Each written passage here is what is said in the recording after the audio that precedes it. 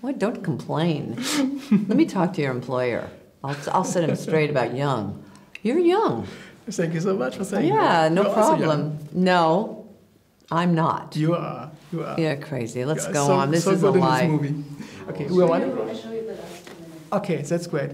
Okay. Thank you so much for taking the time. It's an honor to meeting you, Diane Keaton. Yeah. And I enjoy this movie because most of the movies in Hollywood are these movies with this kind of youth obsession, only seeing young people playing with young persons. Yeah. And this is a movie where you see that older people having also a great life, having the possibility to fall in love again and so on. So it has this positive meaning. So how important was it for you making this kind of movie? Are you kidding? Of course, it's completely wonderful. I wish it had happened in real life. Do you know what I mean? I wish I had a second chance in real life. I had a second chance in the movie. But, you know, I don't really have a boyfriend. Do you feel sorry for me? Yes, I do.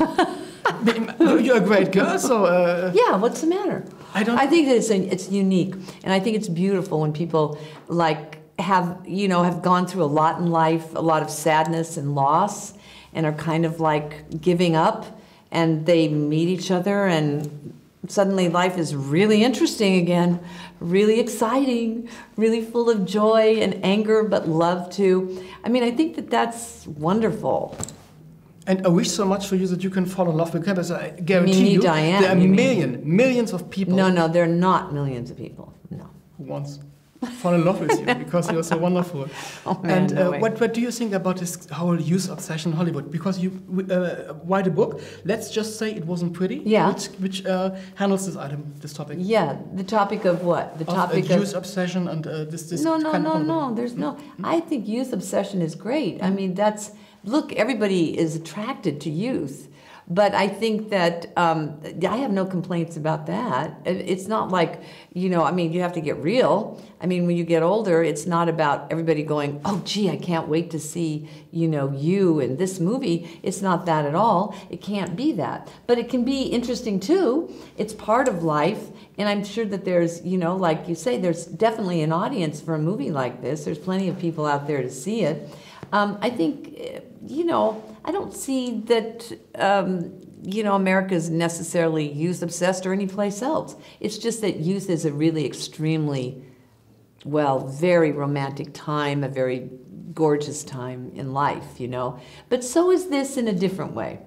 And I will guarantee you, younger people will love this movie also. You think so? Yes, I think. That'd be nice. Because it's so well done and so nice. So you have to fall in love with these two characters. Well, I think he's pretty attractive to me. You too. And would you agree? Because in Germany we say 60 is the new 40. Is that what you say? Yeah, in Germany. Would you agree to that in America? I don't know about that. I don't know if it's the new 40. I mean, I think people who turn 60 want to think it's the new 40. But I don't think it's the new 40. It's 60. It's still 60. Let's not lie about it. It's a different time. You gotta take each decade, with the truth of what it is. It's different. Each one has a special kind of time, a special kind of feeling, a special, like for these two people, what's sweet about it is they kind of gave up, but because they fall in love, they kind of start all over again. So I think that, you can't lie to yourself and say the 60 is the new 40. That's absurd. Don't you think? I mean, you're not 40, and 40 is a different experience. 60 has great things about it, too, because in a way, to me anyway, you start seeing life much more beautifully in the sense of the fact that you can see is a great experience. Like driving here from Switzerland, for example. For me, that was amazing. I would never have seen it the way I see it now. I would never, in my 40s, have been looking outside the car and go, God, there, look at that, the way all along, peppered throughout the road, are little villages, and each village has a church right in the middle with the spire going up. And you just go, what is that like? What is life like when you grow up in a community like that, surrounded by these beautiful hills? What does that feel like? What was it like to be here in 1944 when there was a war going on? What was that? You just don't do that when you're younger. You don't really reflect that often. So there's beauty to be had in each decade that you live, I think. And I like your singing voice in the movie. You do? Because, yeah, it's... Were you bored by what I just said? No, Did I go on too much? No. I'm not staying on point here. It's like you would have been singing all your life. So I know that you have maybe do some musicals at the beginning of your career. But how hard was it for you getting back to the singing thing, or how easy was it for you to sing all the songs in the movie because you did it well? Well, you know, it was a great thrill. It's not easy to sing in front of people. For people like me, but I wanted to. I wanted to feel it, and it was really great. And what's great in the movies is you're sitting there and there's an audience there, right? And the audience has to do what the director says. So they have to appear to be interested. So I like that. They're all smiling at me and wishing me well. But in real life, it doesn't go like that. You know, it's not so sure that people would go, oh, gee, we can't wait to hear you sing. It's more like, oh, really? You know what I mean? I think that that's what's great about the movies. That's what's great about love in the movies too. Like if you're playing my boyfriend, you in the script it says you have to love me. So that's great. I mean, it's free. And then in my script I have to love you. Could anything be more fun than telling stories? I mean, to me, it's the greatest experience of all is to have the opportunity to tell someone else's story. And then you have it with you share that. Like I shared all this with him. Look at him.